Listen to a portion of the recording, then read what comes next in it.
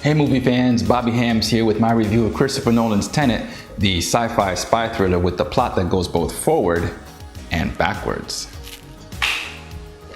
This review is going to contain spoilers because Tenet's plot is already convoluted and vague enough on its own, and to tiptoe around all of it would just make it impossible for me to talk about. So let's start with some of the easy technical stuff first. Tenet's cinematography is good. It's a Chris Nolan movie, so it's going to look good. It's well lit, well shot. Camera angles are nice. It's not as good as Dunkirk, I don't think, or Inception in my view. It looks more like Interstellar. I don't know if it's because of the cameras that were used or the color grading, but it looks kind of more like Interstellar to me, which it's not a downgrade. You know, it's Chris Nolan. It looks very good.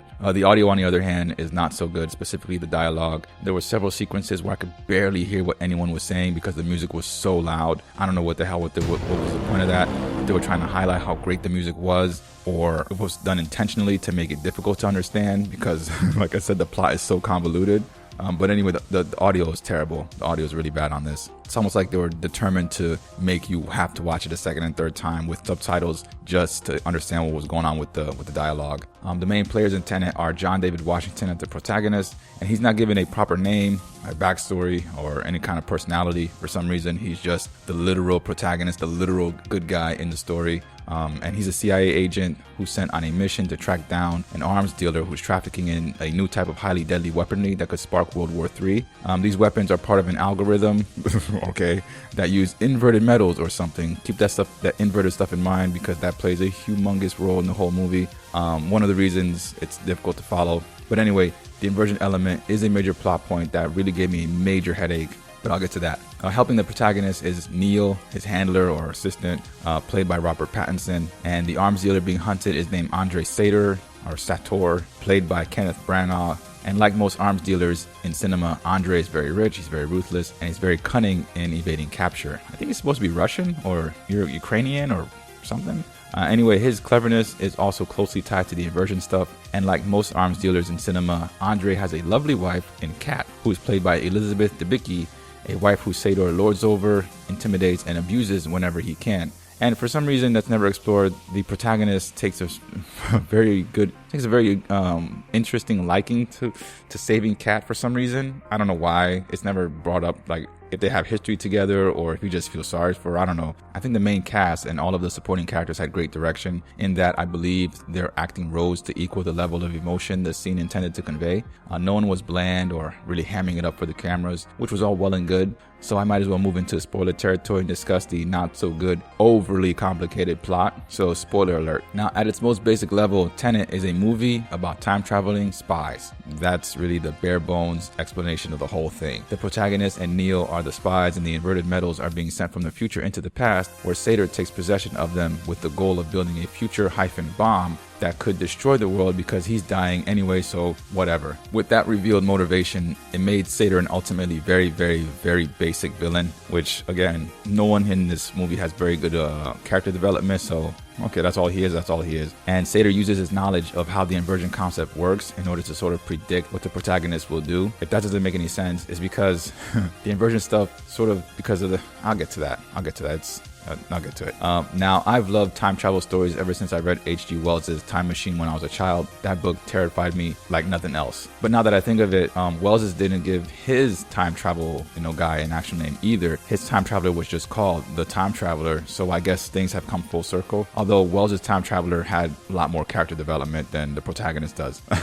Anyway, I'm a huge fan of the time travel corner of sci-fi, like Back to the Future, the Terminator franchise, 12 Monkeys, Dark, ad infinitum. With Tenet, not so much, and it's mainly because of the inversion stuff. As I mentioned earlier, the idea of objects being inverted or turned upside down, reversed, etc. is a gigantic linchpin in Tenet. If you have difficulty thinking in a non-linear way, in this case, the effect taking place before the cause instead of cause and then effect, the overall story will lose you and lose you fast. There are two time travel paradoxes in Tenet, the grandfather clock paradox and the bootstrap paradox. In short, the grandfather clock paradox says the future can't exist without the past. You can't kill your grandfather before his child, aka your mother or father, is born, time is linear with a starting point, your grandfather, and you as the end point. The effect is wholly dependent on the cause. You can't exist if you kill your grandfather, basically. The bootstrap paradox is sort of the opposite of the grandfather clock paradox because it's a causal loop. Say you have a family heirloom that you cherish, for instance, your great-great-grandmother's necklace. Wearing that necklace, you travel back in time and become best friends with your 20-something great-great-grandmother, or however you meet. But before you leave her the necklace as a parting gift. She then passes that necklace on to her daughter, who passes on to her daughter, and so on. The necklace is then stuck in a causal loop, wherein its origin can't be determined because there's no clear start or end to its existence. Did the necklace come from the great-great-grandmother or great-great-granddaughter? Round and round it goes, and everything comes full circle again. All of the time travel sci-fi features I brought up draw on both of these paradoxes to some degree, but none use both paradoxes in one story, to my recollection. The first entries of Back to the Future and Terminator employ the grandfather clock as their basic premise, while 12 Monkeys and Dark generally incorporate the bootstrap paradox. I've only seen Doctor Who apply both paradoxes, and not even in the same episode.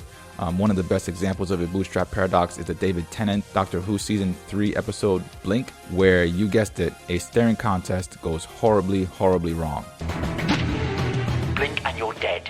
Now, Tenet's use of the grandfather clock paradox comes in the form of a future faction of people trying to kill the world of the past. The bootstrap paradox is evident when Tenet reveals who in the future is working to stop the end of the world in the past, both of which I won't spoil. To whittle down Tenet's paradoxes further, there are two groups of future humans with foreknowledge of past events interfering with their own past timeline to achieve opposing goals. So, we've got a spy thriller, a genre where double crosses and double talk are the norm, being told inside the paradox-inducing environment of time travel. And if that doesn't sound complicated enough, Tenet then adds the inversion element on top and creates an opposite world for people and objects moving backwards through time. Now, the longer one remains in opposite world, the further back in time they travel. So physics operate in reverse in opposite world. And this is where I had a huge problem with the movie, with the way opposite world was depicted in line with the story. It was really mishandled. And there were rules explained to the protagonist, but again, I couldn't hear them clearly because of that super awesome soundtrack. In opposite world, you have to wear an oxygen mask, presumably because you'd be breathing in carbon dioxide, which I think was really great attention to detail, if that's what he was told. Again, I couldn't make up the dialogue. Anyway, he has to wear a mask to go outside. Now, I know that Nolan couldn't predict everything that was going to happen, but the movie's release and certain marketing images have the unfortunate consequence of linking Tenet to 2020 in more ways than one. Back to opposite world, birds fly backwards, cars recover from crashes, fire is cold, and waves get pulled towards ships sailing in reverse. Visually, it looks super cool. That is, when it isn't super disorienting. Take, for instance, the protagonist's fight scene. One guy is throwing a punch and the other is retracting his fist, bullets are going back into guns, shattered glass is repairing itself, and I found myself wondering, is the protagonist even in danger, and who the hell is winning the fight? In fact, in Tenet, whenever the future and present were intertwined, like during the interrogation scene before the protagonist goes inverted to save Kat's life because she was shot with an inverted bullet, my brain took a smoke break because I couldn't keep track of the conflicting narrative flow. And oh my goodness, the final assault on the bunker, at the end of the movie, where a forward and an inverted team made their way through a battlefield at the same time, shooting at something off screen, took everything to 15, or do I mean 51? I don't know. Then Neo, who was inverted, joins normal time part way, and it was just too much for me to process. The brain shut down. Honestly, I think it's easier to understand River Song's back and forth timeline from Doctor Who. All in all, Tenet is a good looking film with some interesting visual effects that I think I would have really enjoyed watching on the big screen. And I get what Nolan was going for in trying to tell the story through one person from two opposite points in time, but the inversion element and the way Opposite World was as he executed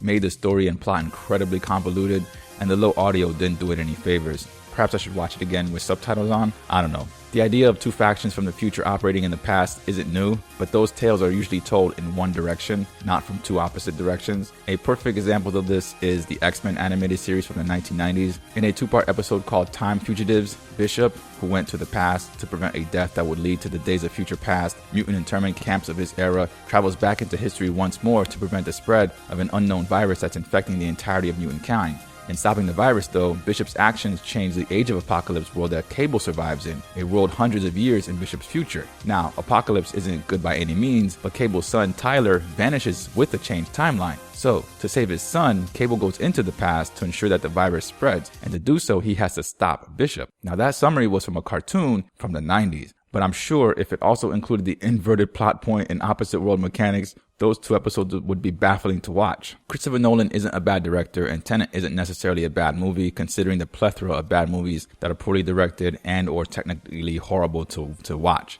It's just that Tenet is way more cerebral than it needs to be, and it's less entertaining because of it, and it requires the audience to spend far too much time working out the proper sequence of the movie's events as the story moves forward and backward in real time.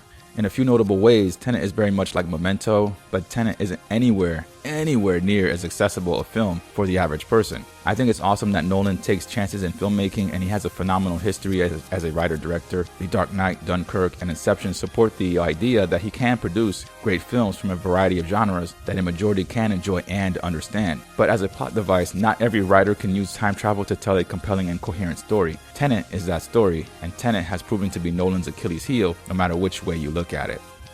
That's going to do it for this review. I'm going to head back outside and rejoin the world. But thanks so much for watching. Like and subscribe if you like to like and subscribe to things. And I'll see you in the next video when I come up with my own complicated sci-fi story about a protagonist who... Wait, when did I go inverted? Have I been inverted this whole time? I'm so confused.